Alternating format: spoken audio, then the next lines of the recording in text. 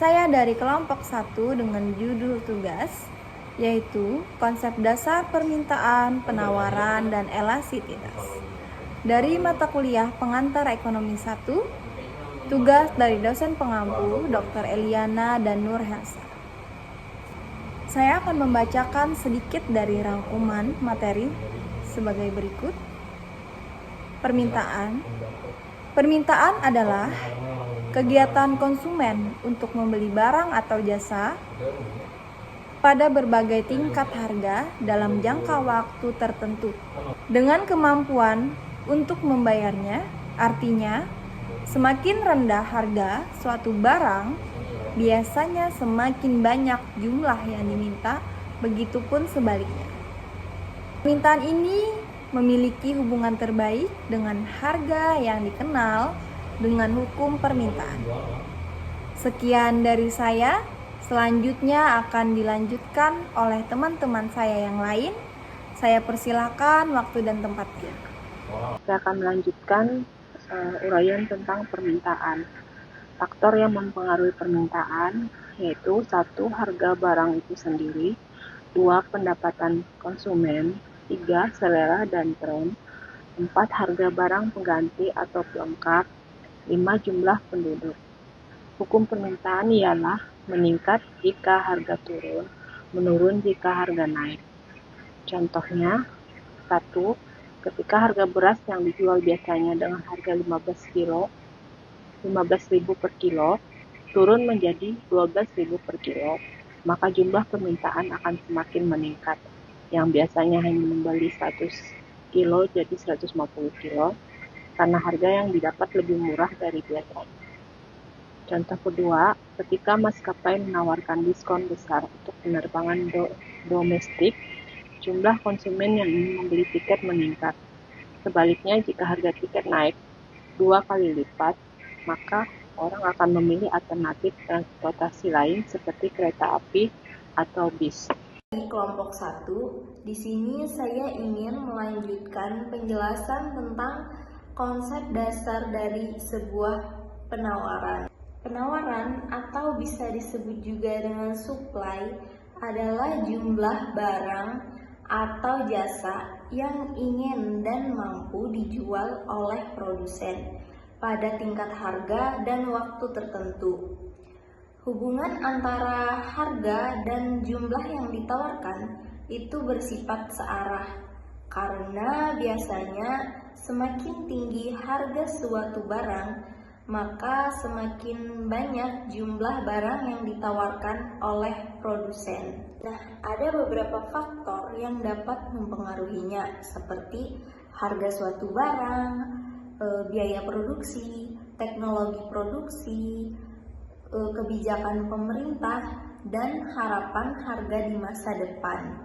Untuk hukum penawaran, itu biasanya jika harga suatu barang itu naik, maka jumlah barang yang akan ditawarkan itu juga meningkat.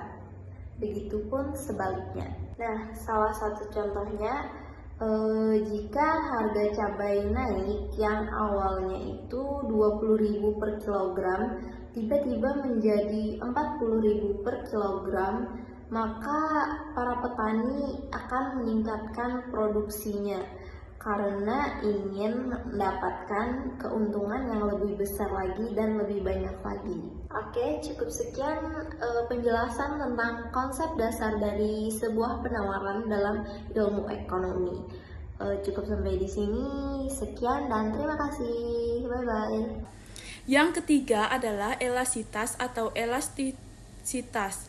Elastisitas adalah perbandingan atau tingkat kepekaan atau reaksi perubahan jumlah permintaan dan penawaran terhadap perubahan faktor-faktor yang mempengaruhinya, terutama harga. Elastisitas membantu memahami reaksi konsumen dan produsen terhadap perubahan harga. Elastisitas terbagi menjadi dua, yaitu yang pertama, elastisitas permintaan terhadap harga atau price elasticity of demand, yang artinya untuk mengukur seberapa besar perubahan jumlah yang diminta ketika ada perubahan harga. 2. Elastisitas penawaran terhadap harga atau price elasticity of supply untuk mengukur seberapa besar perubahan jumlah yang ditawarkan akibat perubahan harga.